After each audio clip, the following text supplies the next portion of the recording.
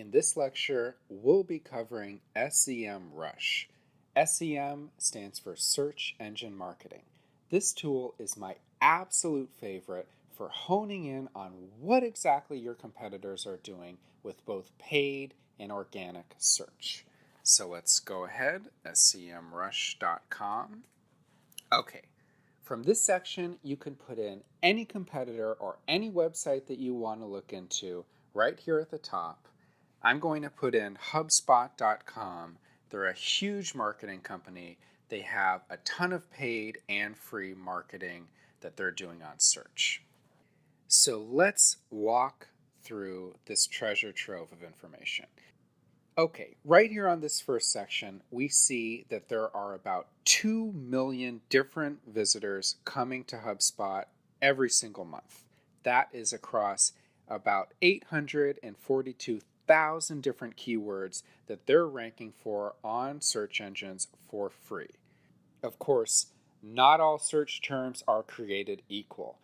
The more buyer intent you have, the more higher value products someone might be searching for, all relate to how valuable these keywords are and the traffic you get from them. So right below keywords, we see the traffic cost, which means for SEMrush, how much it would take to buy that same traffic coming from the same keywords if you paid for Google Ads. We see that that comes to $8 million every single month that HubSpot is getting for free. To the right, we see their paid search. They have 7.9 thousand people coming from paid traffic across 473 keywords with an estimated traffic cost of about $67,000 per month. So this is really interesting. This tells us that HubSpot does like to wade into paid search, but not nearly to the extent they're trying to target free Google traffic. You can click on any of these things, which we'll get to in a bit if you want to drill down, but I also want to take you through the other huge amounts of data that SEMrush is showing us. They have a great backlink catalog. They even have Google display ads. Google display ads are a little different from the paid search ads you see. Sometimes a website owner will want to monetize his or her site, and they'll put banner ads that come from Google that we can see HubSpot is taking advantage of. So they have 190 total detected display ads. If you scroll down, you can see this really cool graph that charts the rise, or as the case may be, the fall, or even the stability of their marketing efforts. We barely see the paid showing up because the organic, which is the free search engine traffic, is just so much more.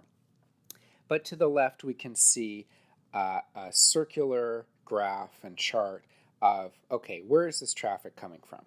We see both in paid and organic. It's mostly coming from the US, but then it starts to diverge. They're paying for a lot of traffic in India. That's their second most commonly targeted paid section. Scrolling down further, we can see the top organic, which again is free keywords that they rank for. We see the volume, the position, how much it would cost to buy that, etc. HubSpot being number one isn't that much of a surprise, but ranking detected in the first place for advertisement, that's huge. Motivational quotes, it gets a ton of traffic, but not nearly the same cost per click. If we scroll down, we can see competitors that we might not even know existed in our niche. This is going to look at how many keywords in common the biggest competitors have with HubSpot. So right away, you see popular startups that are working in this marketing space. Buffer, they do a ton of great content. They're ranking for a ton of stuff. Social Media Examiner, Kissmetrics, all these people are doing very similar stuff with HubSpot, and as a consequence, they have a lot of keywords in common. If you click on them, you can be taken to a similar page to drill down onto their keywords, their paid search, their organic search, etc. Scrolling down further, it's going to tell you how much of this traffic is branded and how much is non-branded. And what that means is it's not so interesting to some people if your competitor ranks for their own branded term, in this case, HubSpot and similar. But what this is telling us is the vast majority of traffic that they get, over 91%, is from non-branded searches. So whereas a branded search might be HubSpot or HubSpot CRM, a non-branded search term might be free CRM or CRM software. This helps you drill down because you're probably never going to want to try to rank for HubSpot unless you're doing one of those articles like, how do we compare to HubSpot? But for the most part, you're probably going to want to be competing on the actual non-branded terms such as free CRM and the like. Scrolling down, we keep going on with this bird's eye view. We have their top paid keywords, the biggest competitors that they have in paid. So we see, okay, Zoho is really going at it. They have a lot of keywords in common. Scrolling down further for this bird's eye view, we have a sample of the ads they're running, the backlinks, the anchor text that is the most common. What an anchor text is that blue link. The text in that blue link is different from the URL a lot of the time. This shows us how HubSpot is being cited. Then their biggest referring domains. We've got publishers, more text ads. Okay, now let's really get into the nitty-gritty. So we're going to scroll back up. We're going to click on this first organic search, 2 million different people every month, and we're going to drill down. Here we have an expanded graph showing the rise of HubSpot in organic rankings. We can see that not too long ago, they weren't doing nearly as well as they're doing now. This gives you a lot of hope. In a short amount of time, you can see a lot of success in this niche. Let's look at January 15. They were getting about 250,000 in terms of traffic. But today, almost 2 million, right? So they have they've gone up by, say, 8.5 times the amount of traffic they're getting in just a few short years. If you scroll down, you really get a good view as to where this traffic is coming from. You can sort it by the volume, the difficulty it would take to rank, the cost, etc. My two favorite things to sort by is the default traffic percentage, which tells you how much of the traffic out of all of your target domain, in this case HubSpot, is coming from a particular term. My favorite thing to sort by is actually the cost percentage, so I'm going to click that. What this tells us is if you were paying for this traffic, if you bought ads on these keywords, and got these people to come through the paid ads section of Google, how much would that cost? And when you combine that with how much traffic you're getting, how valuable is this particular traffic in terms of both cost and volume to this target domain's business? So sorting by that, we see the biggest thing is HubSpot. And a ton of people, 135,000 people a month are searching for HubSpot.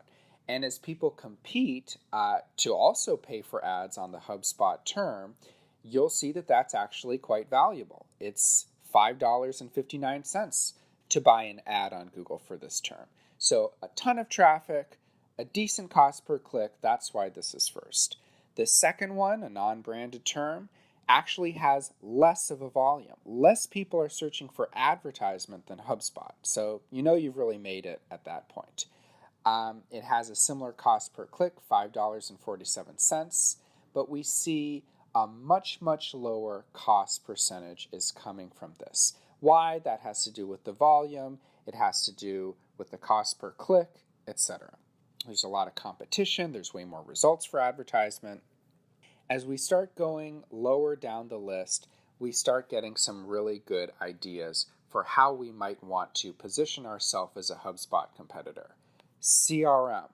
Great term, obviously, if you have a CRM. Looking at the keyword difficulty, though, we see that's an 89. So there's only 100 spots. That is pretty high up there. That is pretty difficult. If we start going down, we see, okay, follow-up email. That's only about a 60. That is much easier to rank for. We see the CPC is actually higher. People want to buy advertising related to this follow-up email stuff. People are selling tools, services, etc. that help integrate with your follow-up email workflow. If you keep scrolling, you'll see a whole bunch of these great terms that you can start integrating into your content calendar if you want to compete with HubSpot for these terms. Scroll down more, and you see we're only on page 1 out of over 8,000. So you have a ton of stuff to work with. Let's go back and see the same type of data for their paid search campaigns. Okay, we're going to click the 7.9 thousand. That refers to the volume of traffic that they're getting. And what this is going to let us do, it's actually really cool. We're going to see exactly what they're putting on particular ads for particular keywords. All right, the first is HubSpot. They don't want their competitors being the only people to put ads on HubSpot. They want to get in on that action too. If you go where it says ad, if you hover over this, you can actually see the exact ad they use for this precise keyword. We see the title, we see the URL, and we see the ad copy. There is a ton of what's called split testing done to perfect these ads. Changing one word, changing punctuation.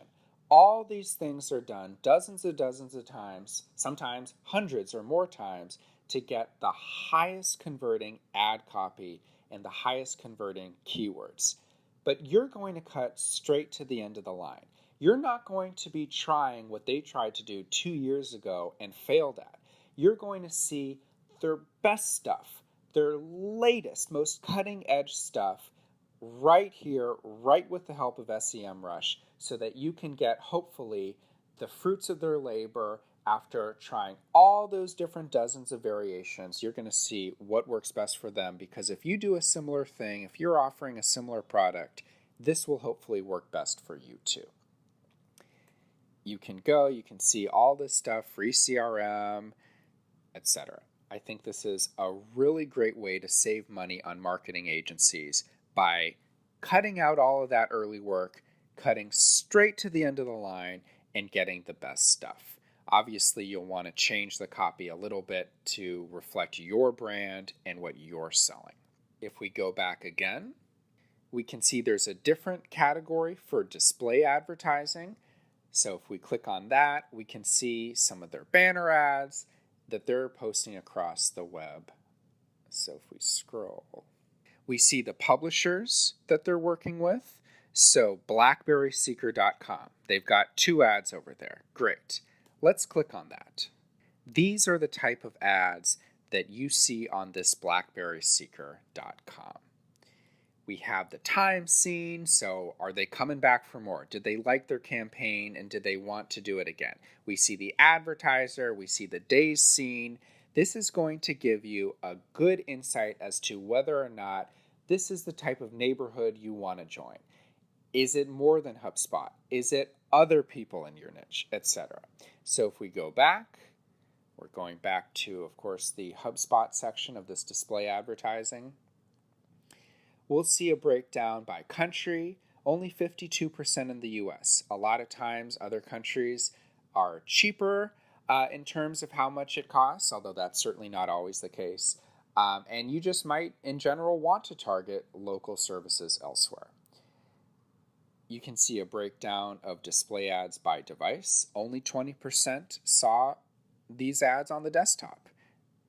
More even on Apple tablets than all the different desktop types. We see the publisher, and here, sample media ads. This is really cool. They spent a ton of time and a ton of work coming up with really cool banner ads, and you're going to see all of what they're doing that SEMrush detected so that you can make similar stuff for your similar service.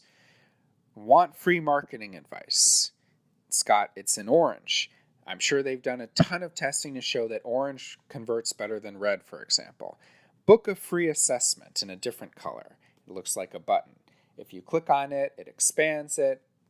It's saying when this was first seen, when this was last seen, how many days it was on there, the target URL, which you can of course go to and see their landing page.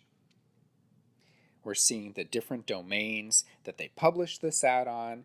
This is a ton of great information. They are spending a ton of money to get this ad perfected, and you're cutting right to the end of the line to see what has been working best for them. There's also a backlink finder, so let's go back and check that out. A ton of backlinks, over 18 million. If you click on that, what we're going to get is a list of all the different websites that are linking out to HubSpot.com. We see there's over 75,000 referring domains, over 66,000 referring IPs. These help you to determine whether or not this is a whole bunch of links from a few people or the opposite, or somewhere in between. 97% of the links are followed links. That refers to whether or not these links carry authority or an endorsement as far as the Google algorithm is concerned. If you scroll down, you can see the anchor text of the link. You can see a whole bunch of good data. The first time the link was seen, the last time it was seen. If you're trying to do what's called a disavow file, which is when you tell Google, hey, we don't want this person's link to matter in terms of your assessment of our site. This is the case if you're getting a bunch of really spammy links from, say, gambling or prescription drugs, etc. You can easily add links that you don't want to a disavow log for easy submission to Google. If you scroll down more, you see a ton of links, a ton of good data about these links. You see when a link was lost. If someone formerly linked to you and just removed that link, hey, that might be a good time to reach out and say, why not link to us again? If you see a link was lost recently, you can investigate that. Why did you lose the link? Did the person delete that whole page? Did they just remove you? If it's a competitor, you can explore how you can get your link hopefully to replace the lost link of a competitor, etc.